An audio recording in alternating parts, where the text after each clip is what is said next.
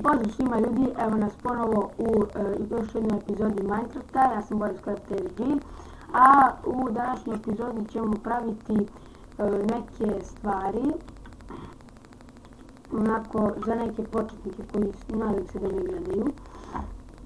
Dakle, ovdje imam neki spisak zato što ima mnogo stvari. Sto za čaranje, torta, samovrze napitke, klip, lepljivi klip, svetionik i usahnuli. Jedno mi čitam ime. Ako neko ne prepoznaje to ime, to je jedno čudovište. Dakle, sto za čaranje je broj 1. Znači, sto za čaranje ide ovako. Treba vam 4 obsidijana, 2 dijamanta i gore treba da stavite samo jednu knjigu i dobit ćete 100 za čaranje. Ajde vidimo. Dalje, torta. Torta vam se pravi malo komplikovanije. 3 kofe mleka, ja se uvijek budim oko nje, dole 3 pšenice, onda jaje jednu u sredinu i šećer sa strane, ne tako, šećer.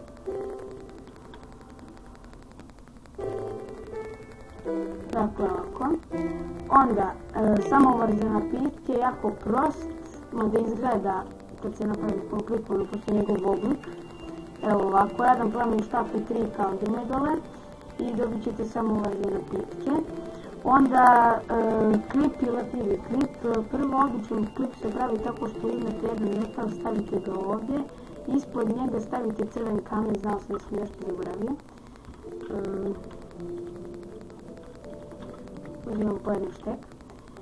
Znači dole ide crven kamen, ovdje u sredinu ide metal, sa strane ide kaldrma i gore ide drvo, opet sam drvo zaboravio, kakav sam ja, štrokavac, opet, navika, drvo,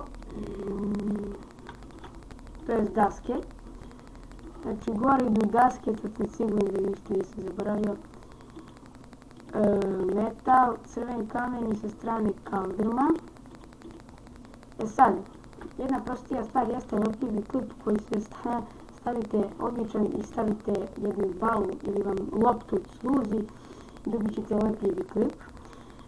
Svetionik.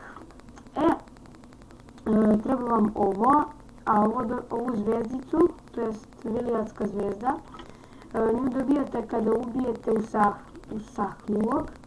Znači, posle ćemo njega napraviti da ga vidite.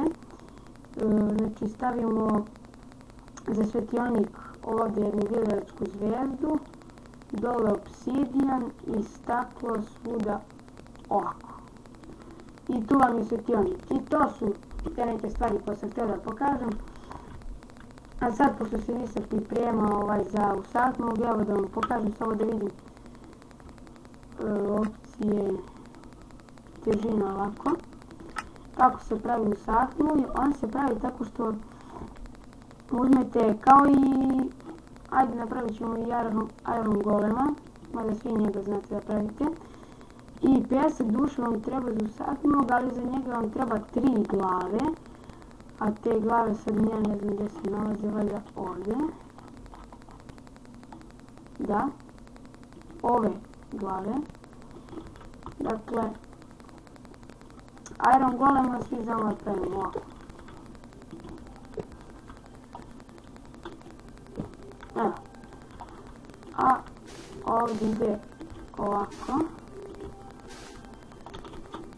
I onda treba napraviti 3 ove. I evo, kao što vidite, tu je usahnut. Sad ću onda baca bombe.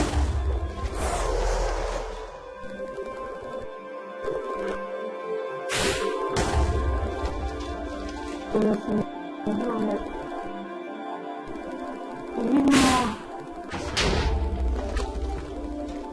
znači on je prejak onako stvarno, ja kada bi se bili protiv njega sa najjačim dijamantskim vatrom trebalo bi vam stvarno mnogo.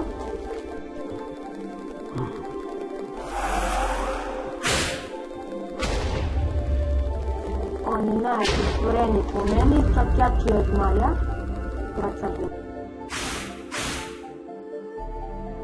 Htio je nešto golema i kao još stala je ruža, mak i metal.